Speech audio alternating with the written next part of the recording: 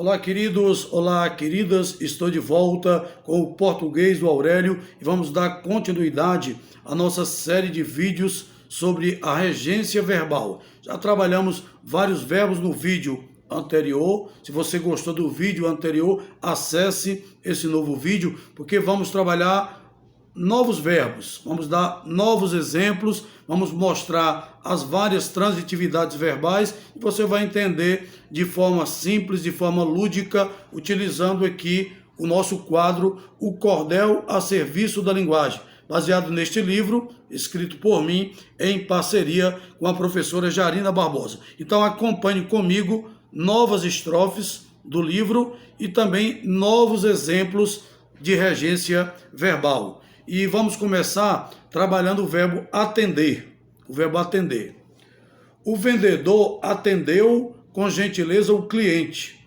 Acolheu, deu atenção, sorriu explicitamente. Foi transitivo direto, agiu de modo correto com educação latente. Aqui nós temos um exemplo muito claro do verbo atender como transitivo direto, porque atendeu o cliente. Nós não temos aí a preposição ao cliente. Quem atende, atende o cliente, ou seja, como transitivo direto, porque aqui o verbo atender tem um sentido de quê? De acolher, de dar atenção. Então, neste sentido, ele é exatamente isso, transitivo direto, acolheu, atendeu melhor o cliente.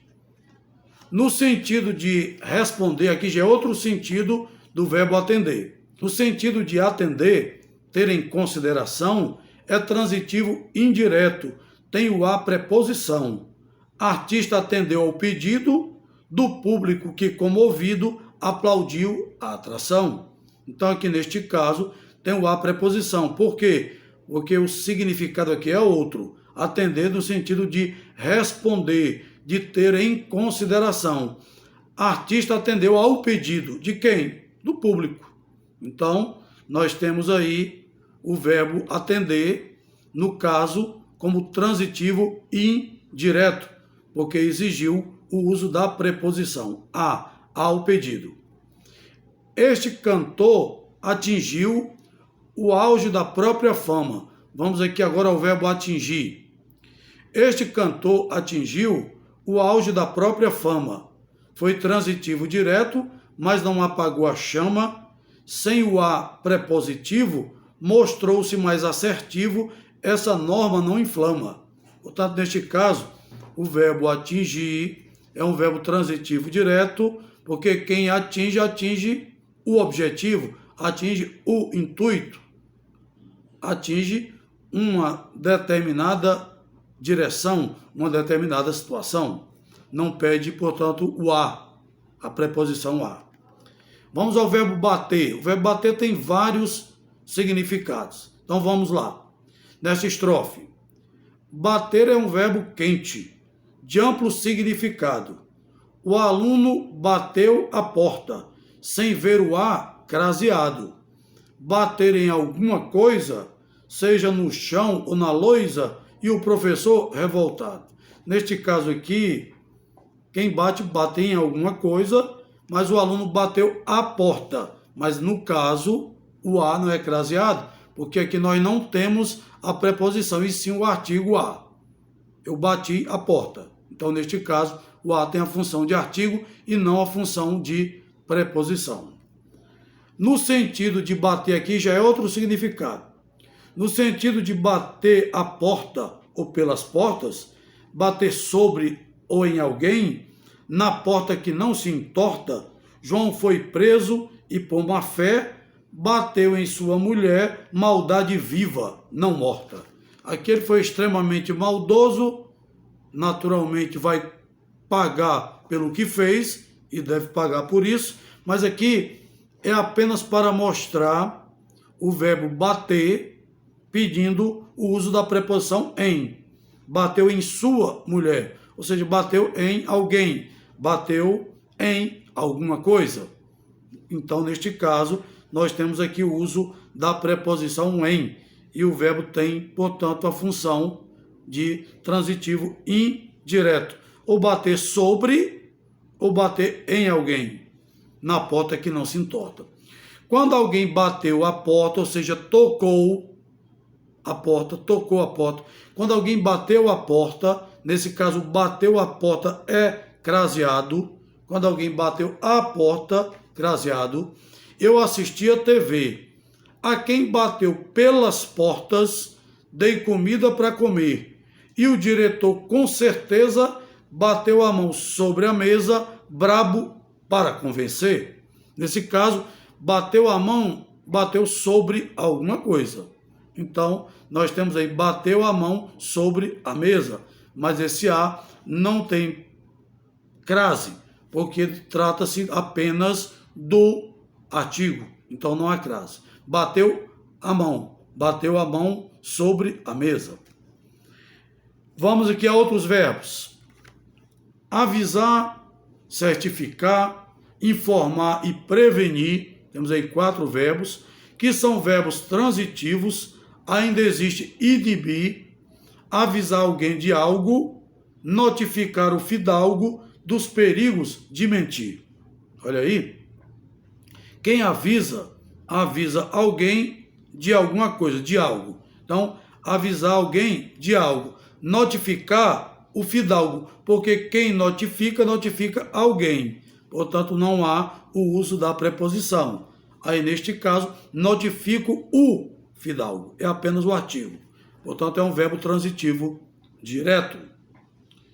Mas eu notifico o fidalgo de quê? Dos perigos de mentir. Aí eu faço, portanto, o complemento, usando a preposição de. Avisar alguma coisa a alguém que é conhecido. Avisarei sua chegada a seu irmão mais querido. Desse modo, a todo custo, serei fiel e mais justo ao verbo aqui referido.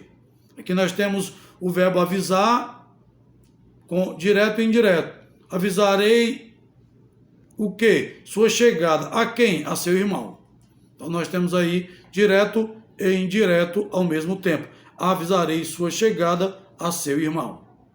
Ou seja, avisando alguma coisa a alguém. Alguma coisa. A chegada.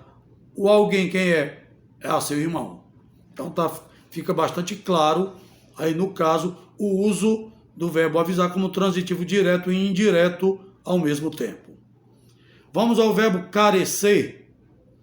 Olha, o verbo carecer exige preposição. Ela merece carinho. Eu careço de atenção. Juntos seremos felizes, apagando as cicatrizes, querelas do coração. Tá vendo aí? O verbo carecer. Quem carece, carece de algo, ou carece de alguém, ou carece de um sentimento. Então, carecer, o verbo carecer, exige a preposição de, portanto, é um verbo transitivo indireto, porque pede o auxílio da preposição. Já o verbo carregar não requer preposição. Carrego o filho no colo, dou-lhe amor e proteção. Demonstro minha verdade, levo para a eternidade muita luz no coração. Temos aí vários verbos aqui nessa estrofe. O verbo carregar, que não requer preposição, carrego o filho no colo. Dou o quê? Amor e proteção. Demonstro o quê? Minha verdade. Levo o quê? Levo algo para a eternidade e muita luz no coração. Aí o verbo casar, chegando ativo e pomposo, aqui é o verbo casar. Aí o verbo casar, chegando ativo e pomposo, pode ser intransitivo, ao mostrar-se em pleno gozo. Você casou muito cedo, não teve sobroço ou medo, modo regência orgulhoso. Aí temos o verbo casar exatamente como o verbo intransitivo. Você casou muito cedo e ponto final. Já tem também o caso do verbo casar de outra forma. Ele é digno de casar com minha nobre irmã. Se você é digno de alguma coisa. Ele é digno de casar com minha nobre irmã. Aí temos a preposição com, porque quem casa neste caso, casa com alguém.